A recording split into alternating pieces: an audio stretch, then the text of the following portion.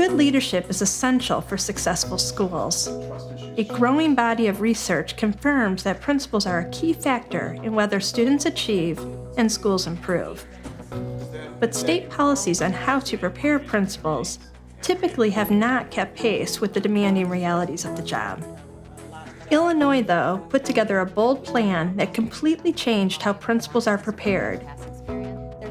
I'm Erica Hunt from the Center for the Study of Education Policy at Illinois State University, and this is the story of why and how we work together to wipe the slate clean and start over.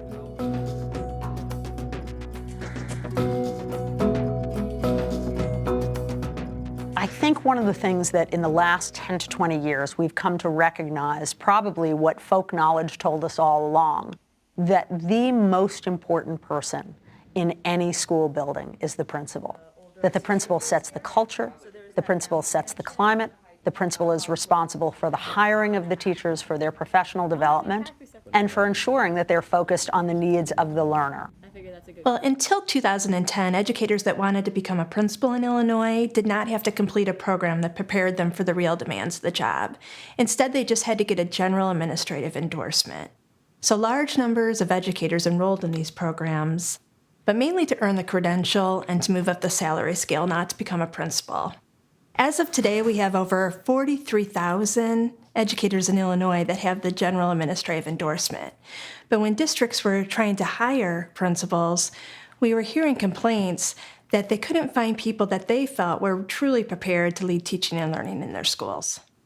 So what we had was schools, including University of Illinois Chicago, that were more credentialing operations. What they were not was training directly of people to actually improve student learning outcomes in schools. We knew that Illinois needed a bold response to address this problem, and the state decided to sunset all existing principal preparation programs. Programs had 2 years in which to redesign and gain approval by the state to license principals. But to get approval, they had to meet new high standards guided by research around high-quality preparation. The results were dramatic. These are all candidates that want to lead schools and are willing to go through more rigorous training to do so. This was a huge accomplishment. This was a very effective way of communicating to all organizations that wanted to do principal prep. This is universities as well as non-for-profits. If you want to stay in the principal preparation business, you will have to apply under a whole new set of rules for program approval.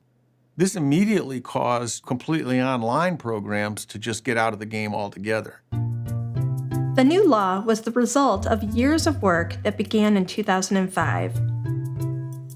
Education organizations representing teachers and principals, legislators, funders, higher education faculty members, early childhood experts, the business community, and school and district leaders, they all worked together and pushed for higher standards.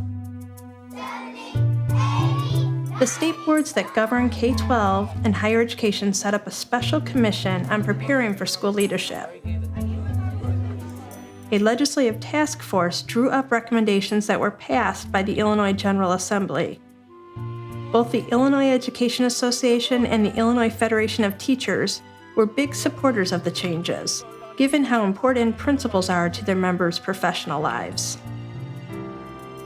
Everyone who's affected by principal preparation was invited to be part of the conversation around the principal redesign. So although that's messy and sometimes slow, it really helps in implementation later. And it also helps that different parties hear different perspectives, because it's often easy to talk only to the people who agree with you. And so this kind of approach really forces you to open up your own worldview of the issue and to listen to other stakeholders and their opinions. Now, programs that prepare principals are required to be selective about their candidates. They must demonstrate previous leadership experiences and be interviewed in person. Partner with school districts to design and deliver the principal preparation programs and continuously improve them. Focus on instruction above all other priorities in coursework. offer internships in schools that provide candidates with authentic leadership experiences in areas shown to improve student learning, and to assess their performance using national standards. Span early childhood through high school, including the internship. Provide oversight for their principal candidates from mentor principals and faculty supervisors with proven records of success as principals. But getting there wasn't easy. I would say the greatest barrier that we had was resistance to change. Programs are used to tweaking. They're not used to just complete redoing of a program.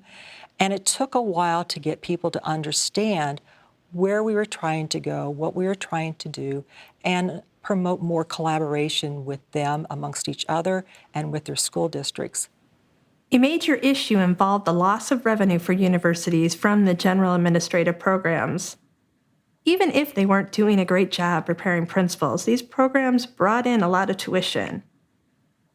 The state addressed this problem in 2011 by creating a new credential for teacher leadership. You know, I think we still have a lot of work to do in this area around teacher leadership. I'm still, because Illinois really felt like we were way ahead on this. We may have gotten ourselves out there a bit far to not understand maybe what it all needed to entail. We want to make sure that it's meaningful and it's done for the right reasons. There's also no question that the new leader standards are asking more of educators in Illinois. A close relationship between the university program and the school district is essential. After all, the districts hire the program graduates. It needs to want to buy what the programs are selling. You know, I think one way of looking at it, again from the district perspective, is that now the district is the consumer in this. And we're able to say as a district, here's what we need in order to be able to make sure that we have the right people leading our schools. And so it's a matter of co-developing that program. And I think that relationship, that partnership really reflects the differences that we're seeing. I'm very hopeful about the shift in the field away from an old model where you could learn to be a principal by reading about it in a college classroom to a new model that says you can only learn to be a leader by really leading. And that new model is one that we have the capacity to support, and I think that in another decade, it'll be the norm instead of the exception. I think that we will see the impact of the principal redesign work when we see the candidates coming out of the university that's happened in partnership and being able to hit the ground running, that have a vision for what it is it means to lead a building in terms of school improvement today, and for a school district not to have to take their time and resources to actually redo or supplement or be able to provide the professional development from the very beginning. For the changes to have the desired effects, though, more work needs to be done. For instance, the mentors and supervisors who work with people studying to become principals need training and support for these new roles. The state has set up an advisory council looking at that and many other issues. As Secretary of Education in the state of Illinois, I think one thing is very clear. Education and principal preparation and leadership preparation is not a partisan issue. This is an issue that we can discuss whether we are Democrats or Republicans or independents, because we all have the same goal, that we graduate students who are ready to engage in work that makes them happy and allows them to live full lives.